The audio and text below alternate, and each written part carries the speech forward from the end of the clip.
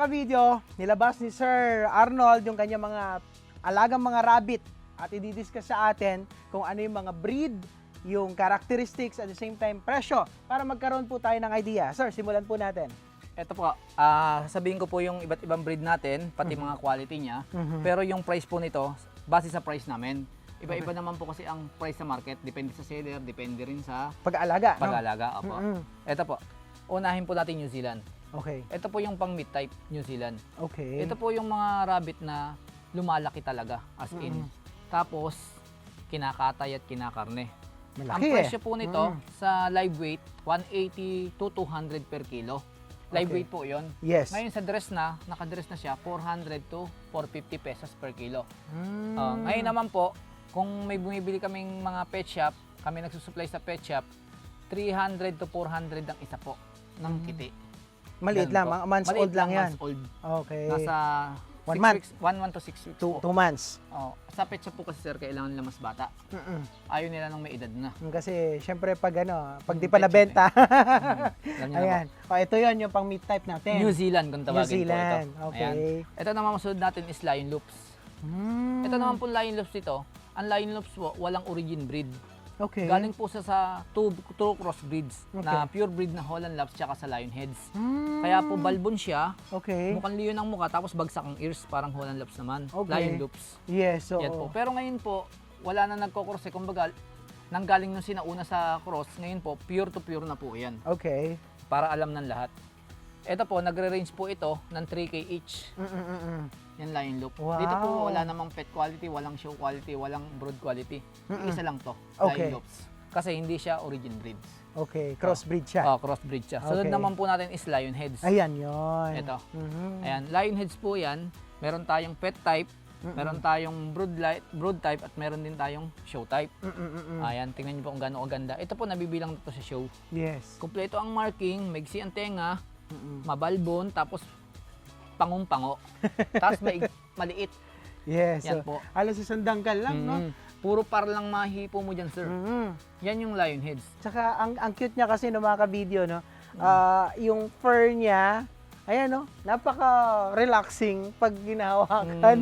Dito naman po, sir, nagkokosto ng 3K each to 10K each. Depende. Depende sa seller. Yes, oo. Dito po, nagkokosto.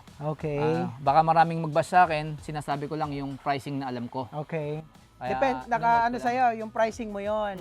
Pero Pricing sabi ko yan. nga, yung iba, pwede ring magbago. Pwedeng magbago. Yes, Depende sa oo. nagbebenta. Okay. Next po natin is Mini Rex. Mini Rex. Yan. Okay. Ang Mini Rex naman po, ang taglay na ganda niya is yung par niya. Velvet po or pinong-pino. Ang cute. Ayan, Yes no? po. Ito, magandang alagaan to kasi hindi siya matawag nun, magkakalat ng balahibo sa Tama bahay po. nyo. Ang pinaka-client po namin karamihan bumibili, yung may mga problema sa hika. Bakit? Oo, syempre. Hindi po makalat Mabalahibo. ang balahibo. Ang balahibo po niya Konti medyo... lang. Tsaka po ano sir, makunat ang balahibo niya. Kumbaga sir, yung hindi ganong nalalagas. Hindi ka mukha na ito, humipo ka lang dito, lagas na agad. Ito sir, mahirap malagasan. Ang cute. Tapos pinong-pino na maliliit ang balahibo. Yeah. Ang mata niya, bilog na malaki. Cute. Tapos yung kanyang bigote dapat baluktot. Yan po. Paano pag hindi baluktot? Mix na po yun. Ay, ganon. Hindi siya pure breed na Mini Rex. Mix na yun. Tandaan nyo po ang Mini Rex, makikita nyo parang kangaroo tumayo yan. Ayan. Maigsi yung isang paa dito sa harap, tapos baluktot ang bigote. Bigote. Ang mata niya malaki, na parang kangaroo yung ulo, tsaka itong tenga niya hindi ganong mahaba. Tapos Okay. yung balahibo niya, napakapino. At saka po yung katawan niya, bilog na bilog. Ang cute talaga. Yan po ang Mini Rex, katangian niya. Nag-range po ito ng 3K pataas. Okay, more or less. Mhm. Next natin. Next po natin is yung Netherland Dwarfs. Okay, ito maliit lang. Sa lahat ng rabbit, ito po yung pinakamalit. Tingnan mo, sir, oh. Dakutin mo. Ang liit niya. Ayan, sir, oh. Tingnan yung gaano kalaki yan. Napakaliit. Tapos, ang Pango. Ang Netherland Dwarf naman po, sir, maigsi ang tenga. Tapos, malaki ang mata, tsaka pangurin. And then, yung size po niya, bilog na, ang liit. Tingnan niyo po, uy. Ang liit lang talaga ng doors natin. Nice. Ito po nabibilang sa show quality yan. Ako no mga kabidyo, nag-e-enjoy ako na hinahawakan po itong mga rabbit natin. Meron pa ba? Meron po. And then, last is Holland Laps. Holland Laps. Ito po si Holland Laps. Sa Holland Laps po ang pinakamabilis namin mula noon hanggang ngayon. Parang iba naman ang ano nito, no? Diyan po kami Characteristics niya. dito rin kami una sir nanalo sa show sa Holland Labs. Talaga? Opo, isang rabbit lang hindi dala namin, nalalo pa ng best of breed. Yung tinalo namin doon, kilalang mga breeder. Ang gaganda talaga ng rabbit nila. Tinalo namin. Isa lang dala namin noon. Yes, sir. Yun pa nanalo. Sir, sa dami ng mga alaga mong rabbit dito, ano yung pinaka-paborito mo? Mini Rex po. Yung Mini Okay. Rex po kasi sobrang tahimik nito, sobrang bait. At saka hindi siya, Tsaka napakasarap hawakan. Napakasarap hawakan yan, sir. relaxing. Relax eh. na relax. Yung iba, pupunta sa amin o order na ibang rabbit pag nakita yung Mini Rex ko. Sir, pwede bang yun na lang? Change kami. Ganyan siya. Sabi ko, kayo ma'am, kung ano nagustuhan niyo, bibigay naman namin. Sabi ko Yes. sa kanya. Kunwari, mataas yung value nung pinareserve niya. Eh, ito kako, ito lang yung value niya. Mas Alright. affordable to. Yes, sir. Napaliwanag ko naman sa kanila.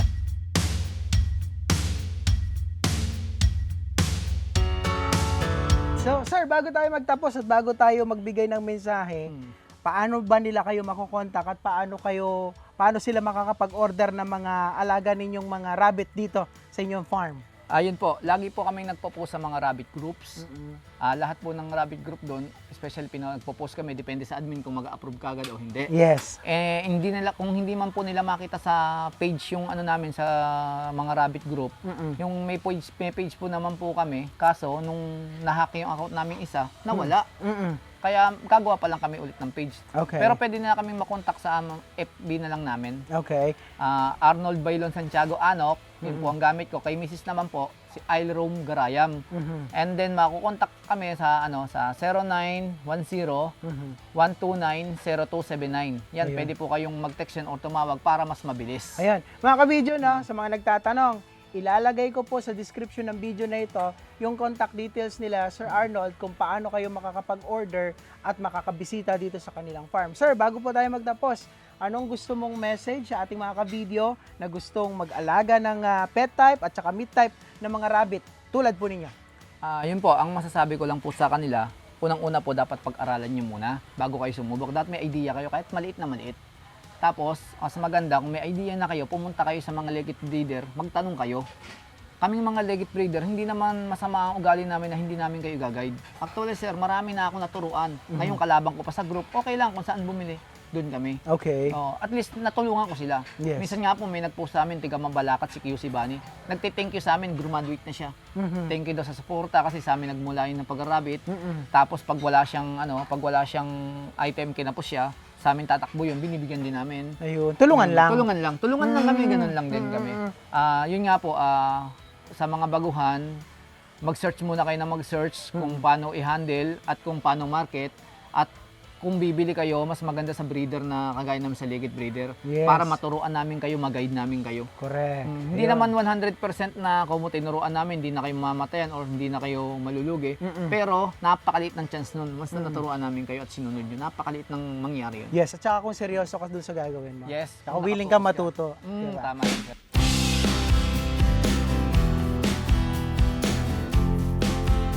Alright, so ang ganda po ng kwento ni Sir Arnold at ng kanyang asawa na nagsimula nga po na mag-alaga ng rabbit noong 2015, 2016 at ngayon 2026 na naparami na at napaunlad na po nila ang kanilang kabuhayan dahil po sa pagra-rabbit. Kaya naman, sa lahat po ng ating mga ka-video na may natatanging kwento, pwede po kayo mag-message sa ating Facebook account at pwede kayong mag-send po ng inyong mga ideas para sa mga susunod po nating mga features. At the same time, sa lahat ng ating mga ka-video, huwag pong kakalimutan na i-like at i-follow ang ating Facebook page, Video Stories, at mag-subscribe sa ating YouTube channel, Video Stories, for more videos and stories. So once again, I am Art Sinubago, the content creator of Video Stories.